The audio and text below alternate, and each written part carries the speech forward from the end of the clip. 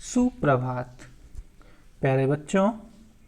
आइए आरंभ करते हैं आज के पठन पाठन का सिलसिला और चलते हैं उस ओर जहाँ से हम एक नई विषय वस्तु, एक नए ज्ञान, एक नए प्रकरण के विषय में सीख रहे थे। हम अध्ययन कर रहे थे कविता घर की याद का। घर की याद कविता के कवि हैं, आप कह लीजिए रचनाकार हैं, रचयिता हैं भवानी प्रसाद मिश्र जी। जैसा कि पिछले वीडियो में आपको बताया गया था कि प्रस्तुत कविता में घर के मर्म का उद्घाटन है। कवि 1942 के भारत छोड़ो आंदोलन के अंतर्गत जेल में बंद है। वहाँ उसे अपने घर के प्रिय सदस्यों की बहुत याद आती है। वह भावुक हो उठता है। उसे अपनी माँ की स्मृति झकझोर कर रख देती है। अर्थात आपने पिछले वीडियो में यह जाना था कि कभी 1942 में, जैसा कि आप सभी जानते हैं कि गांधी जी ने भारत छोड़ो आंदोलन छेड़ा था और उस आंदोलन में प्रतिभाग करने के कारण कभी कारावास में बंद कर दिया गया था। और एक दिन सावन के महीने में अचानक से बारिश होने लगी, रात्रि में रात भर पानी बरसता रहा। तो कभी उस बरसात को, उस बरसते हुए पानी को देखकर कवि की क्या मनोदशा हुई, कवि की क्या मना स्थिति हुई, जिसका वर्णन करते हुए कवि ने प्रस्तुत कविता में लिखा है। अपने परिवार के प्रत्येक सदस्य का वर्णन करते हुए कवि ने लिखा है। पिछली कविता में आपने कवि के भाई और बहन के संबंधों के बारे में जाना था। आज की इस कविता में कवि अपने माँ से लगाव के बारे में बातें करते हुए कहता है कि और माँ बिन पढ़ी मेरी, दुख में वह गढ़ी मेरी, माँ की जिसकी गोद में सिर रख लिया तो दुख नहीं। फिर कभी कहता है मेरी माँ बिना पढ़ी लिखी है, मेरी माँ पढ़ी लिखी नहीं है। दुख में वह गढ़ी मेरी, वो हमेशा मेरे ही दुख में गढ़ी रहती, वह हमेशा मेरे ही दुख में डूबी रहती है। और वही माँ जिसकी गोद में सिर रख लेने मात्र से ही दैहिक, दैविक, भौतिक किसी भी प्रकार के कष्ट हों वो स्वतः दूर हो जाते हैं। इसके लिए लिखा गया है कि रख लिया तो दुख नहीं। फिर माँ की गोद में सिर रखते ही समस्त प्रकार के कष्ट स्वतः दूर हो जाते हैं। अर्थात यहाँ कहने का तात्पर्य यह है, माँ से अनन्य लगाव प्रदर्शित किया गया है उसके पुत्र का। कभी आगे वर्णन करते हुए कहता है माँ की जिसकी स्नेह धारा का यहाँ तक भी पसारा, उसे लिखना नहीं आता जो कि उसका पत्र पाता। कभी कहता है माँ की स्नेह की जो धारा है उसका फैलाव, पसारा मतलब फैलाव होता है, यहाँ तक भी है। यहाँ तक से हमारा तात्पर्य है, कभी कभी पूछा जाता है यहाँ तक से क्या तात्पर्य। यहाँ तक से हमारा जो तात्पर्य है वो है यहाँ तक का मतलब जेल से, कारावास से। चूंकि कभी अपने घर पर नहीं है और माँ घर पर है, इसलिए कभी कहता है कि घर से लेकर जेल तक यानी कारावास तक माँ की स्नेह की जो छाया है, माँ की स्नेह की जो धारा है वो यहाँ तक फैली हुई है। कोई प्रश्न कर बैठे कि आपकी माँ यदि आपसे इतना लगाव रखती है तो आपका हालचाल क्यों नहीं जानना चाहती, आप से पत्र व्यवहार क्यों नहीं करती, तो कवि इसका जवाब देते हुए लिखता है कि उसे लिखना नहीं आता जो कि उसका पत्र पाता। उसे पढ़ना लिखना नहीं आता, उसे लिखना नहीं आता, वो निरक्षर है, वो अनपढ़ है, इसलिए वह पत्र नहीं लिख सकती। अगर उसे लिखना आता होता तो वह अवश्य मुझे पत्र लिखकर मेरा हाल समाचार जानने का प्रयास करती। यहाँ से कवि उस समय की वर्तमान महिलाओं की स्थिति का वर्णन करते हुए कहते हैं, अर्थात साक्षरता पर जोर देते हुए कहते हैं कि इस प्रकार से महिलाओं के जीवन में समस्या आ जाती थी कि स्नेह लगाव होने के बावजूद भी वह उसके समाचार से वंचित रह जाती थी। आगे कभी वर्णन करते हुए कहते हैं अपने पिताजी के स्वभाव का। पिताजी के बारे में कभी कहते हैं पिताजी जिनको बुढ़ापा एक क्षण भी नहीं व्यापा। कभी कह रहे हैं कि मेरे पिताजी जिनको बुढ़ापा एक क्षण भी नहीं व्यापा, यानी एक पल के लिए भी ऐसा कभी महसूस नहीं हुआ आज तक कि हमारे पिताजी वृद्ध हुए हैं। बुढ़ापा का यहाँ दो अर्थ है। बुढ़ापा से एक तात्पर्य, जैसा कि आप वैज्ञानिक दृष्टिकोण से देखते हैं तो शरीर की जब कर्मेंद्रियां, शरीर के अंग, शरीर के अवयव जब शिथिल हो जाते हैं तो उस अवस्था को बुढ़ापा कहा जाता है।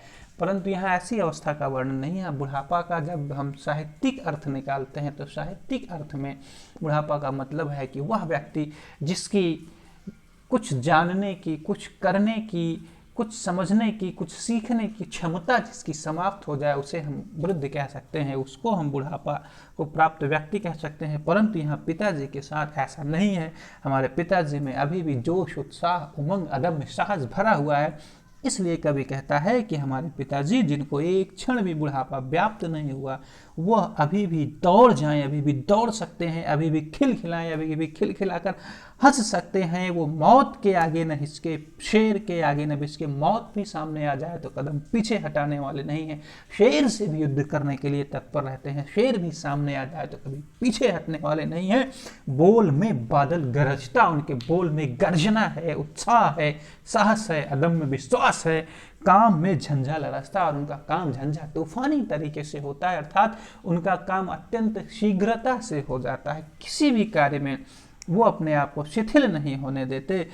आज गीता पाठ करके, दंड 260 करके, खूब मुग्धर हिला लेकर, मूठ उसके मिला लेकर कवि कह रहा है, आज हमारे पिताजी गीता का पाठ करके और दंड 260 करके, यहाँ दंड एक शब्द आया है, दंड से आप अगर अर्थ निकाल रहे हो किसी पनिशमेंट से, किसी प्रताड़ना से, तो ऐसा नहीं। दंड से यहाँ तात्पर्य है दंड बैठक नाम का एक व्यायाम है, उस व्यायाम से यहाँ तात्पर्य दंड बैठक, यानी 260 बार दंड बैठक करके खूब मुग्धर हिला लेकर। मुग्धर भी एक प्रकार का व्यायाम करने का यंत्र है, संसाधन है। यदि आपने सुल्तान मूवी देखी हो तो सलमान खान को अखाड़े में उस लकड़ी का बना हुआ मुग्धर चलाते हुए आपने देखा होगा।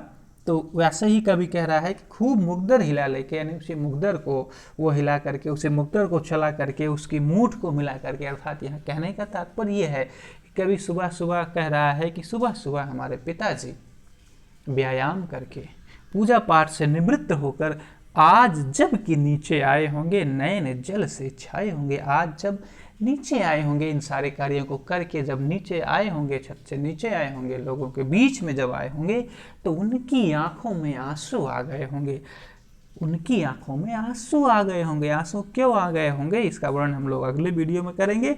कवि कहता है कि हाय पानी गिर रहा है, हाय पानी गिर रहा है, बहुत घर नजर में तिर रहा है, और वो घर हमारी नज़रों में तैर रहा है। वही इस भयंकर बरसात में हमें अपने घर की बार बार याद आ रही है। आज के वीडियो में बस इतना ही। आइए जानते हैं इस कविता का भाव सौंदर्य क्या है। इस कविता का भाव सौंदर्य, जैसा जानते हैं आप कि भाव सौंदर्य किसी भी कविता का वह पक्ष होता है जिसमें उस कविता की विशेषताओं का वर्णन किया जाता है। आपको विदित है कि कविता सरल, सहज एवं अनुभूतिपूर्ण भावों को प्रकट करती है। कवि का परिवार संयुक्त परिवार का एक आदर्श उदाहरण है। परिवार के सभी सदस्य आपसी प्रेम और भाईचारे के कारण परस्पर जुड़े हैं। निरक्षरता को एक समस्या के रूप में दर्शाया गया है। ये इस कविता का भाव सौंदर्य था। अब आगे देखते हैं कविता का शिल्प सौंदर्य। शिल्प सौंदर्य, जैसा कि आपको विदित है कि शिल्प सौंदर्य वह है जिसमें कविता के व्याकरणिक तथ्यों का हम लोग उजागर करते हैं। व्याकरण के दृष्टिकोण से कविता की भाषा सरल, सहज एवं प्रवाहपूर्ण है। छोटे छोटे वाक्यों और तुकों के प्रयोग से कविता मनमोहक है। चाक्षुष बिंब है, प्रश्न शैली का मनोरम प्रयोग है। बोल में बादल गरजता और काम में झंझा लरसता जैसे वाक्यों में उपमा अलंकार का प्रयोग है और वीर रस का प्रयोग किया गया है। तो इस प्रकार से इस कविता की आप व्याख्या और भाव सौंदर्य और शिल्प सौंदर्य लिख सकते हैं। आइए हम ये जानने का प्रयास करते हैं कि आज के वीडियो में हमने क्या सीखा इस कार्य प्रपत्र के माध्यम से। कार्य प्रपत्र में आज का हमारा पहला प्रश्न है, कवि की माँ किस दुख में गढ़ी होंगी। दूसरा प्रश्न है, कवि की माँ भवानी को पत्र क्यों नहीं लिख पाती। तीसरा प्रश्न है, पिताजी को बुढ़ापा नहीं व्यापा, कवि ने ऐसा क्यों कहा होगा।